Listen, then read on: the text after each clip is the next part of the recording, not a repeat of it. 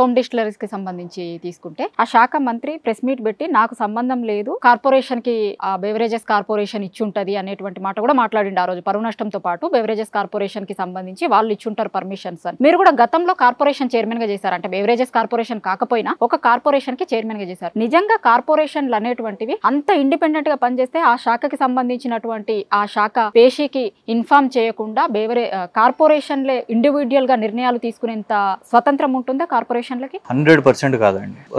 రూపాయి లెక్క అందరు ఏమనుకుంటారంటే, ఉదాహరణకు నేను మైనింగ్ కార్పొరేషన్ ఖనిజాభివృద్ధి శాఖ ఇసుక రెగ్యులర్ గా రెవెన్యూ చేస్తాను, కానీ రూపాయి కూడా మైనింగ్ శాఖకు రాదు. నేరుగా ప్రభుత్వ ఎక్స్చెక్కర్ కి రెవెన్యూ డిపార్ట్మెంట్ కి వెళ్తుంది. సో మనం ఏ ఫైల్ కదిలించాలన్నా, ఆఖరికి ఒక సిస్టమ్ కొనాలన్నా కూడా, ఒక జాబ్ రిక్రూట్మెంట్ చేసుకోవాలన్నా కూడా రెవెన్యూ డిపార్ట్మెంట్ నుంచి అప్రూవల్స్ ఉండాల్సిన అవసరం ఉంది. ఇక్కడ కూడా ఈ ఫైలు దానికి సంబంధించిన రెవెన్యూకి సంబంధించిన ప్రిన్సిపల్ సెక్రటరీకి పోవాలి. మరి అది ఏం కాకుండా ఫస్ట్ నువ్వే ప్రెస్ మీట్ పెట్టి లేదు అంటే, కనీసం మంత్రి గారు ఎంత బాధ్యతారహితంగా ఒక కంపెనీ అది 1000 కోట్లు ఇతర రాష్ట్రాల్లో అప్పులు తీసుకొని ఎగ్గొట్టేసింది. ఆయా రాష్ట్రాల్లో ఆయనను చిన్న విజయ్ మాల్యా లాగా మాట్లాడతారు.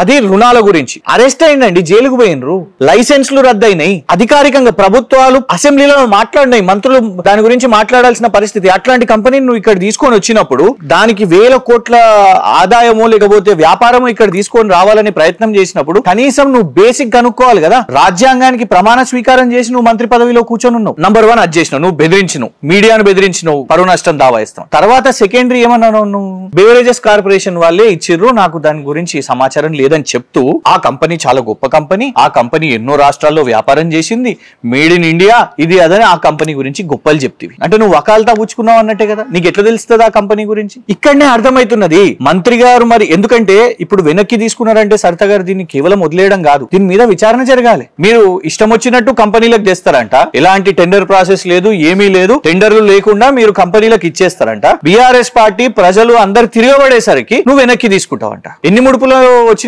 తెలియదు కదా మనకు. ఏం లేని ఢిల్లీ లిక్కర్ పాలసీలో ఏం లేని ఆ పాలసీ ఇంప్లిమెంటేషన్ కాదు, ఏదేం కాదు. అందులో ఒక ముఖ్యమంత్రి గారిని, ఒక ఉప ముఖ్యమంత్రిని, ఒక మంత్రిని, తెలంగాణ రాష్ట్ర ఎమ్మెల్సీని మీరు ఇరికించి అందులో గమనించిన ఒకడు 10,000 కోట్లు అన్నాడు, ఒకడు 1000 కోట్లు అన్నాడు, ఆఖరికి ఇప్పుడు 100 కోట్లు నడుస్తుంది. అది ఇంతమందిలో దాంట్లోనే నెలల తరబడి మీరు జైల్లో వేస్తే, మరి ఇక్కడ రెడ్ హ్యాండెడ్ గా దొరికిరు కదా జూపల్లి కృష్ణారావు గారు ఫస్ట్ టైం. ఎందుకంటే మీరు అప్రూవల్ ఇచ్చిర్రు, తిరగబడ్డం కాబట్టి మీకు క్యాన్సిల్ చేశారు. మరి ఎంత లావాదేవీ ఎంత అయింది? ఒక ఫ్రాడ్ కంపెనీకి ఏ బేసిస్ కి ఇచ్చిండ్రు? దీని మీద విచారణ జరగాలనా వద్దా? సింపుల్ గా యూటర్న్ తీసుకుంటే అయిపోదు కదా. రేపటి దినం ఇట్లాంటి ఎన్ని చేస్తారు? అందుకే ఖచ్చితంగా దీని మీద రేస్ చేస్తూ అయితే ఉండాలి. ప్రతిపక్షం అలర్ట్ ఉండాలి, రాష్ట్ర మీడియా అలర్ట్ ఉండాలి, సోషల్ మీడియా అలర్ట్ ఉండాలి. వాళ్ళు కేసులు వేసినా పర్లేదు, కానీ డెఫినెట్ గా ప్రశ్నించాల్సిన అవసరం ఉండదు. ఎందుకంటే ఈ ప్రభుత్వం ఈ 6 నెలల్లో అది రైస్ స్కామ్ కానివ్వండి, బియ్యం విషయం మీద కానివ్వండి, మద్యం విషయం మీద కానివ్వండి, ఇట్లాంటి చాలా ఇసుక గురించి కూడా మాట్లాడుతున్నారు. ఇవాళ ఇసుక గురించి గతంలో ఆదాయము కేసీఆర్ గారి ప్రభుత్వం ఇన్ఫాక్ట్ రాకముందు 2014-15 కాంగ్రెస్ ప్రభుత్వం ఉమ్మడి ఆంధ్రప్రదేశ్ లో ఉన్నప్పుడు కేవలం 29 కోట్లు అండి, కేవలం 29 కోట్లు ప్రభుత్వ ఆదాయం. దాన్ని కేసీఆర్ గారి టర్మ్ అయిపోయేసరికి 6,000 కోట్లు ఆ పాలసీని తీసుకొని వచ్చారు. ఆ పాలసీని తీసుకొని వచ్చినాక ఆటోమేటిక్ గా అట్లాంటిది ఎస్టాబ్లిష్ అయింది. ఇవాళ పరిస్థితి ఏంది? ట్రిపుల్ అయింది. ఇవాళ సామాన్యులకు లభ్యమయ్యే ఇసుక ఇవాళ ట్రిపుల్ రేట్, 600-700 రూపాయల టన్నుకు దొరికే ఇసుక ఇలా 1,800 రూపాయలకు అయింది. ఎందుకు ధర పెరిగింది? మీరు ఏం చేసిర్రు? అందులో ఉన్న పాపం చిన్న స్థాయి అధికారులను, జనరల్ మేనేజర్లుగా ఉన్న అధికారుల మీద మొన్న ప్రెస్ నోట్ రిలీజ్ చేసేసి ఇంట్లో అవకతవకలు అయినాయి, అందుకే వీళ్ళని తీసేసి పంపించేస్తారు. అవకతవకలు అయితే ఏం జరుగుతుంది? విచారణ జరుగుతుంది, లేకుంటే శిక్ష అవుతుంది. ఇక్కడ అట్లా మరి వాళ్ళు చేసిర్రో లేదో పక్కన పెడదాం, కానీ బురద జల్లాలి. గత ప్రభుత్వంలో పనిచేసిన అధికారుల మీద బురద జల్లాలి, ఇండైరెక్ట్ గా గత ప్రభుత్వం మీద బురద జల్లాలి. ఫార్ములా 1 ఒక గొప్ప ఘనత. ఇంత రెవెన్యూ 800 కోట్లు అంతర్జాతీయ ఆర్టికల్స్ రాసినాయండి హైదరాబాద్ కి. ఎందుకంటే డైరెక్ట్ రెవెన్యూ ఎవడొచ్చి మనకు ఒక పెట్టుబడి సంస్థ వచ్చి లేకుంటే ఒక ఈవెంట్ జరిగింది అనుకోండి, డైరెక్ట్ క్యాష్ ఇచ్చి పోరు. హోటళ్లలో బుకింగ్లు అవుతాయి, అడ్వర్టైజ్మెంట్లు అవుతాయి, ప్రపంచ స్థాయిలో అందరు కూడా చూస్తారు, రైట్స్ ఉంటాయి, టెలివిజన్ రైట్స్, ఇవన్నీ కూడా. ఒక నగరానికి గొప్ప ఘనత దొరుకుతుంది. దాంట్లో ఏమైంది? దానికి ఖర్చు చేసిన ఇనుప సామానికి, గ్యాలరీలు కట్టడానికి, అవన్నీ రోడ్లు రిపేర్లు చేయడానికి అయ్యే 30-40-50 కోట్లు. అది ఎట్లా చేస్తారు మీరు ఖర్చు అని అంటారు, కానీ 700-800 కోట్ల రెవెన్యూ వచ్చింది, దాన్ని ఈ ప్రభుత్వం క్యాన్సిల్ చేసింది. తర్వాత దానికి సంబంధించిన స్పెషల్ చీఫ్ సెక్రటరీకి నోటీసులు ఇస్తారు, ఆయనను బద్నాం చేస్తారు. అందులో ఎట్లా కేటీఆర్ గారిని లాగాలనా అని చూస్తారు. కేటీఆర్ గారిని ఫార్ములా 1 దాంట్లో జైలు వేద్దామనే ప్రయత్నం, కేటీఆర్ గారిని ఫోన్ ట్యాపింగ్ పేరు మీద జైలు వేద్దామనే ప్రయత్నం. గతంలో అయితే కేటీఆర్ గారి సెక్రటేరియట్ కింద వజ్రాలు ఉన్నాయి, ఎట్లా బద్నాం చేద్దామనే ప్రయత్నం. అడగడు 10,000 కోట్ల కోవిడ్ డ్రగ్ కాంట్రాక్ట్ వచ్చింది అని ఎట్లా చేద్దామనే ప్రయత్నం.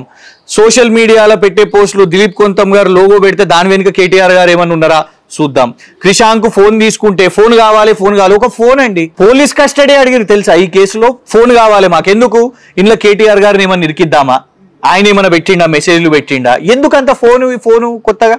ఆల్రెడీ మాదాపూర్ కేసులో కూడా చిత్రపురి సొసైటీ 3,000 కోట్ల కుంభకోణం అని మేము అనలేదు. వీళ్ళకు ఫేవరెట్ ఒక యూట్యూబ్ జర్నలిస్ట్ ఉన్నాడు, మన తొలి వెలుగు ఏదో వెలుగు, ఆయనే 3,000 కోట్ల కుంభకోణం అని ఆయనే పోయి అక్కడ మైక్ పట్టుకున్నాడు. వీళ్ళ కాంగ్రెస్ అభ్యర్థి ఎమ్మెల్యే అభ్యర్థి నాంపల్లి ఫిరోజ్ ఖాన్ ఆయన 3,000 కోట్ల కుంభకోణం అని అన్నాడు. ఆ ఫోటోలు పెట్టి వాళ్ళు మాట్లాడిందే విజువల్ యాజ్ ఇట్ ఈస్ పెట్టి అందులో చిత్రపురి సొసైటీలో కోశాధికారిగా ఉన్న అనుముల మహానంద రెడ్డి రేవంత్ రెడ్డి గారితో ఫోటో. మరి ఎవరు కాపాడుతున్నారు వీళ్ళని? అరెస్టులు అవుతున్నాయి. అక్కడ ఉన్న రాయదుర్గం పోలీసు వాళ్ళు మీడియా ప్రెస్ మీట్ పెట్టి చెప్పారు దానికి సంబంధించిన ప్రెసిడెంట్ అరెస్ట్ చేసినామని. మరి కోశాధికారి డబ్బులు కుంభకోణం ఉన్నదని పోలీస్ డిపార్ట్మెంట్ చెప్తున్నది, ఎందుకు మరి ఆయనను అరెస్ట్ చేస్తలేరు?